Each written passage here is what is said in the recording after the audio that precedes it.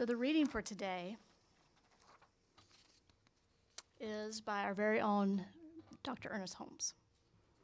And he says, "Let us approach the science of mind with awe, but not with fear, with a truly humble spirit, but not with any sense that we are unworthy, and certainly with no superstition. Let us approach it normally, happily, willing to accept it, glad to experiment with it, believing that as the result of our efforts, we shall derive this great good, a better understanding of the natural laws of life as they apply to the individual and the relationship to the universal scheme of things." And so it is. Today, fear and punishment. I heard kind of a gasp from the congregation, and, half expected half of you to be out the door like, oh my God, this is such a heavy topic, fear and punishment. How can we talk about that? But I just suggest that you stay open and available, because, we have a way of looking at this in a different way than maybe you have heard about it before. So let's begin with this idea of punishment. Now, I have to tell you that as I sat with this word throughout the week, I actually felt gratitude. Grateful that I grew up in a family that was not very religious. Grateful that I did not enter into adulthood with the baggage of a child who had grown up with a harsh, critical, judgmental God, the ultimate punisher. Grateful that I did not grow up believing that I was born into original sin. Grateful that I did not grow up believing that if I was good, I would go to heaven, or if I was bad, that I would go to hell. Now, while I know that this was true for me, I know that this is not the truth for everyone in this room. That many people here this morning actually grew up with an image of a very cruel, punishing God. The spiritual writer C.S. Lewis said that he grew up believing that God was an old meanie, looking around to see if someone was having a good time and to put a stop to it. Parents often threaten their mischievous children by saying, if you don't behave, God's going to punish you. I didn't get that. I did know that my dad was coming home later, but I didn't get that God was going to be punishing me. Now, the science of mind viewpoint is that God is synonymous with love, with good. That God is not a man in a long white beard that's doling out rewards and punishments at whim. That God is benevolent and loving, the very presence of unconditional love itself. It would be against God's nature to punish. We believe that God does not judge us, that God does not keep score, or that God does not choose favorites, but instead, God is an infinite source for our growth and evolution. God is unconditional love and would not create life just in order to destroy it or to condemn it. The science of mind point of view is that we were not born into original sin, but that we were born innocent, a blank slate upon which anything was possible. We believe that the term sin is an archery term, which means missing the mark or simply making a mistake. We believe that there is no sin, but simply this mistake, and no punishment, but simply a consequence. We view the concept of sin as merely an opportunity to choose to make a different choice and to experience a different outcome. We're not punished for our mistakes, but we experience through the law of cause and effect the consequences of our choices. As I said last week, science of mind says that we have this fundamental power, and this fundamental power is our power to choose. That we have self-choice, and self-choice implies that there is more than one thing to choose from. Now, the very freedom that we have been given makes it possible for us to use that freedom, at least temporarily, in a way that restricts us. Now, every choice has a consequence, and those consequences, and through going through those consequences, we discover what brings us more joy, more peace, more life, more love, and more wholeness, and what does not. The science of mind point of view is that heaven and hell are not physical places which we are sent to by God, but merely states of mind. They are states of consciousness based upon our connection to or our separation from the divine. Hell is a discordant state of being. It is a belief in duality, a sense of our separation from the divine. When we perceive this separation from God, we experience hell. Heaven is our unified and connected state of being, a sense of perfection and wholeness with the divine. When we are in alignment with the truth of who we are, we experience heaven. The parable of the prodigal son is a beautiful representation of much of what we believe in science of mind. In the parable, Jesus, the master teacher, began by saying that the father had two sons. Now, what this means is that as a child of God, we have the right of self-choice. We have the power to choose. Now, this carries with it the possibility of an apparent duality and the possibility of experiencing both good and evil. Now, each individual is a conscious, self-knowing mind imbued with or equipped with volition and choice. We get to choose. Now, in the parable, we're told that the younger son asks his father for his inheritance. And when the younger son asked for his portion of the good, the father did not argue with him. He did not try to dissuade him. He did not suggest that he was using bad judgment. God never argues. To argue assumes that there is an opposite, and there is no opposite of God. God is infinite. There is no opposite.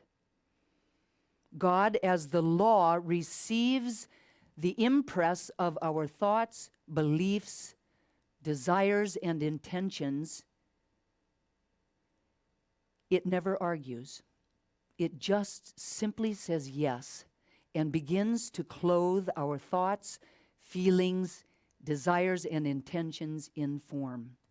To bring those thoughts and feelings and beliefs and desires and intentions into the experience of our life. This is the meaning and the process of creation itself. The universe gives us what we ask for, gives us what we believe and know and that we deserve. Know that we can, gives us what we accept. And the experience alone will teach us what is best for us to have. Now, the younger son accepted his inheritance and decided that he was going to leave home and that he was going to move into one of the surrounding kingdoms and begin to really live life. Now that he was rich, he could do some of the things that he had only been able to dream about before. Now he could indulge himself in sensory pleasures and pursuits and find what he thought was going to be independence, success, and joyous living. The father didn't say to the son, "Son, you cannot take this money and go off and spend it foolishly." No, the father let the son go. The father gave the son complete and total freedom. The younger son lived it up for a little while, till the funds ran out. And then he was broke and dejected. And then on top of that, there was a famine that came upon the land, and he realized and found that it was really difficult to make a living. Now, in the parable, we're told that the younger son went off into the far country. Now, the far country isn't a place, but the far country is a state of consciousness. If God is omnipresent, then we cannot escape or get away from the presence of the divine. It is everywhere at all times. So this far country means a state of consciousness that has separated itself from the eternal good. Ernest Holmes says the true meaning, I believe, of the far country would be a conscious separation from God, an isolated state, one in which there appears to be no remembrance of God as an actual living and ever-present reality. One where man feels himself to be separated and entirely apart from the eternal good. At his lowest point, the younger son began to think about his father and about the home that he had left behind. This is the great awakening. There seems to be an inner witness within us that remembers that we came from a heavenly state. There seems to be that which within us that remembers who and whose we are. There seems to be within us an inner wisdom that knows that the Father's house is filled with peace, joy, creativity, love, abundance, and wisdom. We know through our intuition that there is something beyond what we have so far experienced in form in the world today. This is the meaning of coming to oneself. So the younger son did go home, but when he did so, he was filled with self-condemnation. He believed that the father would feel the same way about him that he felt about himself, and that he probably wouldn't want to welcome him back home as his son.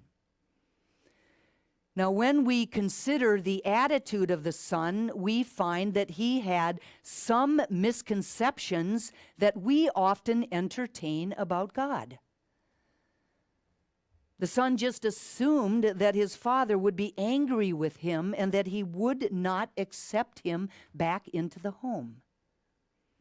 Many of us have this same type of attitude towards God. We think that God is going to get upset and not welcome us back into our heavenly home.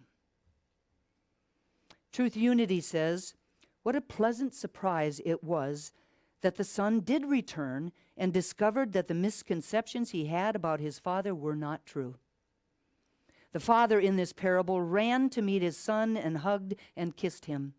When we turn to God, we find the same welcome in the form of peace and relief.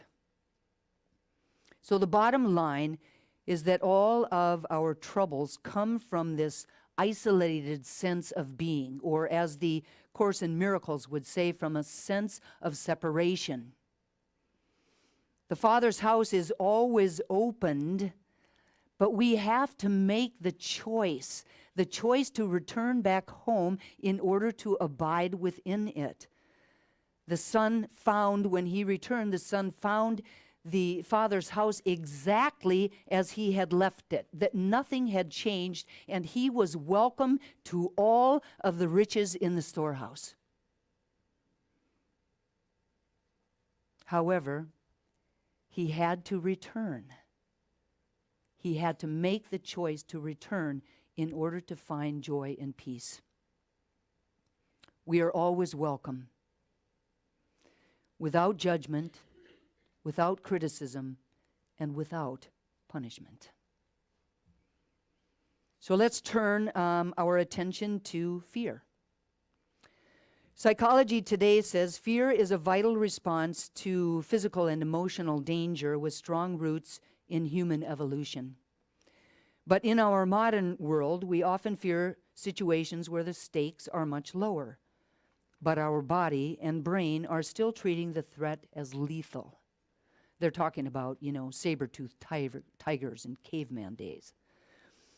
Now, this can trigger an extreme and oftentimes unnecessary fight, flight, or freeze response.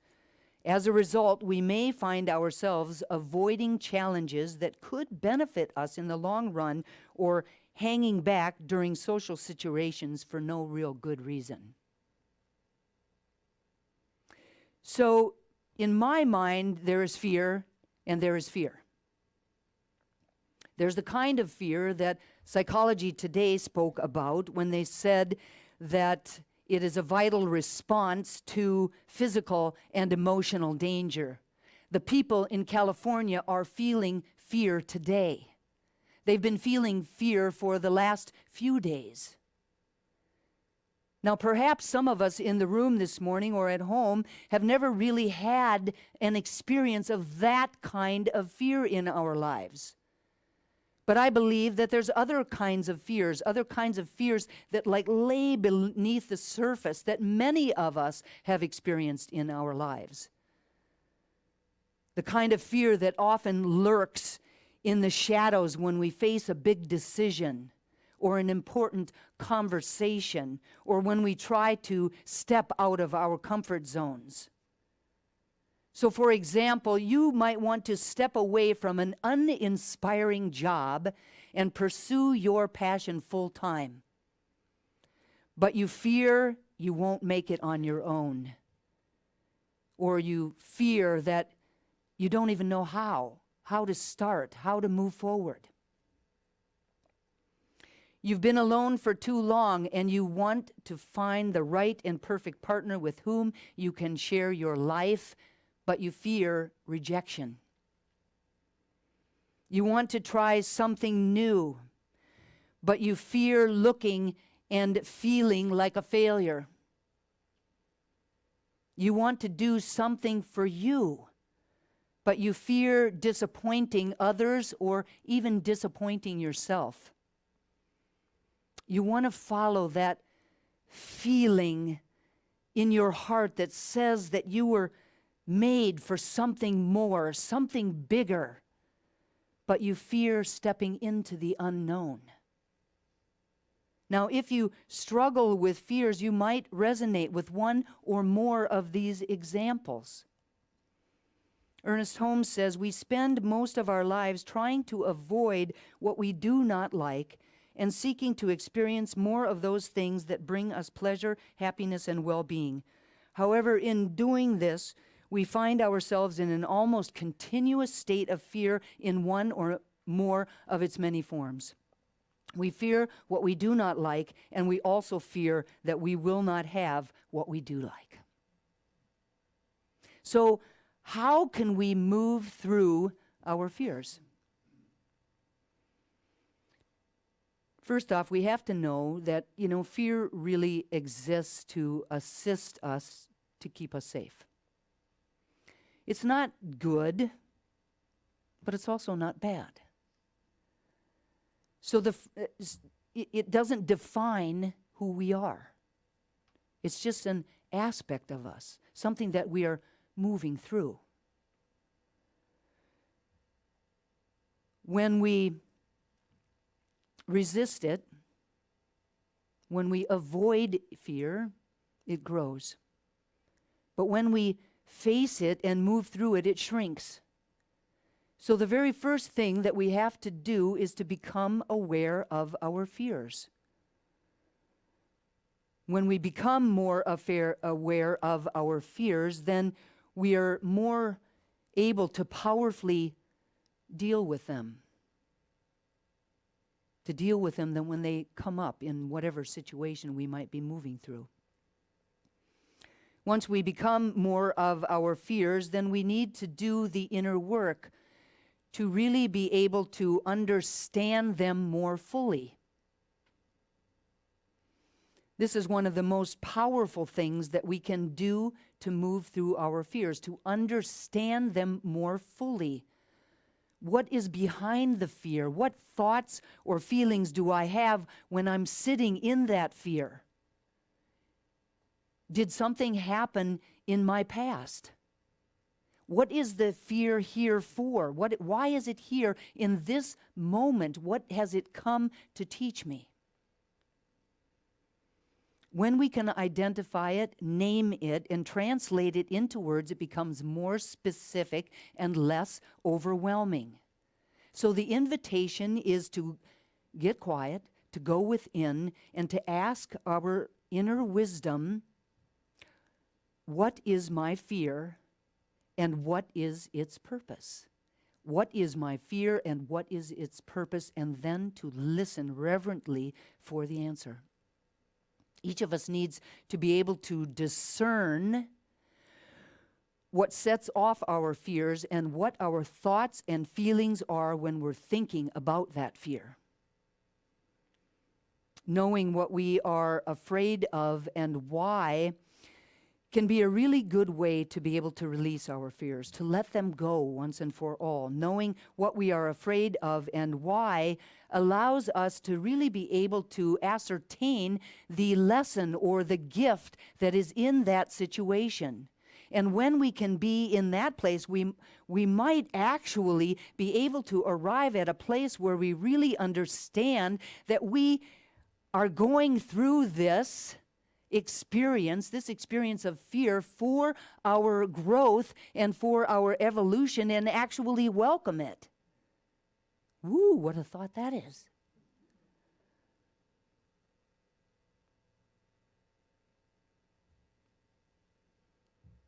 In order to move through our fear, we're also encouraged to use our spiritual practices of meditation, journaling, prayer, gratitude, and positivity. Now, getting quiet, closing our outer eyes, taking a deep breath, and turning within allows us to tap into the truth of our being. Meditation allows us to know beyond a shadow of a doubt that we are connected to the greatest power that exists. A power that is greater than any of our fears could ever possibly be. The invitation is to use spiritual mind treatment or affirmative prayer to know and to speak the truth and to allow the presence of the divine to move through and as us, as the presence of strength and courage and divine right action. Many people find that journaling about their fears can be extremely powerful. When we write down our fears, it provides an opportunity for us to take a moment to revisit them in a different light, with a different mindset, in a time when we're not so crazed and chaotic. It could allow us, this journaling could allow us to really dissolve the fears that no longer serve us. When we feel fear around an experience that we are having, the invitation is to really reframe the experience from a context of gratitude. So, for example, say that I am afraid of speaking in front of a group of people. Now, I could reframe that experience by being grateful for the opportunity to be able to speak to a great many people all at the same time, to be able to share my inner wisdom and to be able to be fully expressed in my life. Has a little different spin, yes? When we feel fear around having a particular experience, the invitation is to take a moment to think about something good that can come out of this such situation, rather than immediately and directly going to whatever bad could happen. I know you know what I'm talking about. Now, if our thoughts and beliefs are creating the experiences of our lives, which I believe that they are, then our negative thoughts could actually create a self-fulfilling prophecy. We could bring that negative idea into our experience. Licensed spiritual practitioner Eugene Holden says, with all that appears to be going on in the world, it can sometimes seem difficult to recognize the good in life. However, when we commit to looking for the good, something special happens. The good shows up. The invitation is to switch our perspective to something more positive and to be able to imagine our lives beyond the fear, beyond that smoke and veil of the fear, to see our lives in a different light, in a positive light, really working. What we focus on in our lives expands in our lives. So the suggestion is to really focus on the good things. In order to move through our fear, we are encouraged to reach out to others in order to rationally talk about our fears. Often, when we move past our hesitancy to vulnerably share our fears with another person, we might find out that that other person has had feelings exactly like that before, and that they have moved through them, and that they are more than ready, willing, and able to assist us to move through them too. In order to move through our fear, the invitation is to stay in the now moment. When we project ourselves and the situation out into the future, we may not realize that the fear is simply, as the acronym says, false evidence appearing real. Fear, false evidence appearing real. If we stay centered in the now, we might be able to accept what is and to know that this too shall pass. We may be able to surrender our fear and to deal with the reality of the present moment in a more powerful way. The invitation is to rein in our imagination, which has immediately gone to the worst case scenario possible, and to let go of the fear and to take action in the moment, some small little teeny bit of action. You can start small. It doesn't have to be big, but take some action. When we choose to take action, to face the fear and realize that the reality is not as bad as we imagined that it was going to be, then our fears will become weaker. Eugene Holden says, to be untethered is to be free. You are free to express your natural abilities, gifts, and talents. Do not allow fear to keep you from being who you are here to be. You are an unlimited expression of the divine. You are here to live your life in a bold and beautiful way. Please repeat after me. I choose freedom. I choose freedom. Freedom from fear and freedom from punishment. Freedom from fear and freedom from punishment. I am an expression of the divine, and all is well. I am an expression of the divine, and all is well. And so it is. And so it is. Please turn within.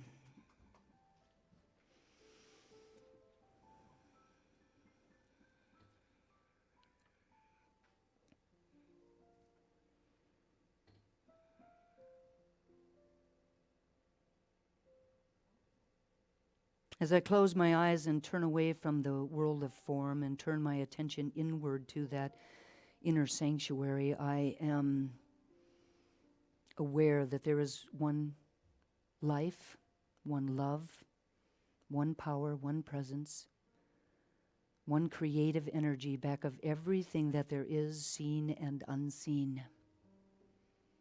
I know that I am one with this power and presence, that it is that which created me in a moment of unconditional love.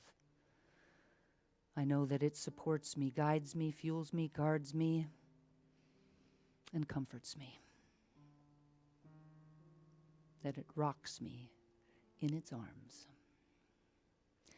And just as I know that this is true for me, I know that it is true for each and every person here this morning, each and every person within the sound of my voice. We are divine expressions of it, in its fullness, in its wholeness, that right where we are is a hologram of it. Not a little bit over here and a little bit over here, but all of that power and presence within us at any given moment in every single situation. And it is from that place of oneness, that deep and abiding connection between ourselves and life and God itself, that I speak these words. This prayer of truth for each of us today, individually and collectively as the Triangle Center for Spiritual Living, I claim and know for us that we are spiritual beings having a human incarnation, that we were imbued with all that we need to live a life that we love, that we have within us this power to choose to align ourselves with the presence of God, to choose to know who and whose we are, to choose to let go of anything that is not like that presence, to open ourselves and our hearts, to allow it to move through and as us, to allow it to move us, to be all that we can be. I claim ease and grace for us around letting go of this fear, recognizing when it is a vital response to a dangerous situation, and recognizing when it is less than that. Recognizing that when we have some choice in the matter. And to allow ourselves to turn and face it. To let it dissolve back into the nothingness from which it came. To reach out for assistance in doing this, to journal or to meditate or to pray to assist us.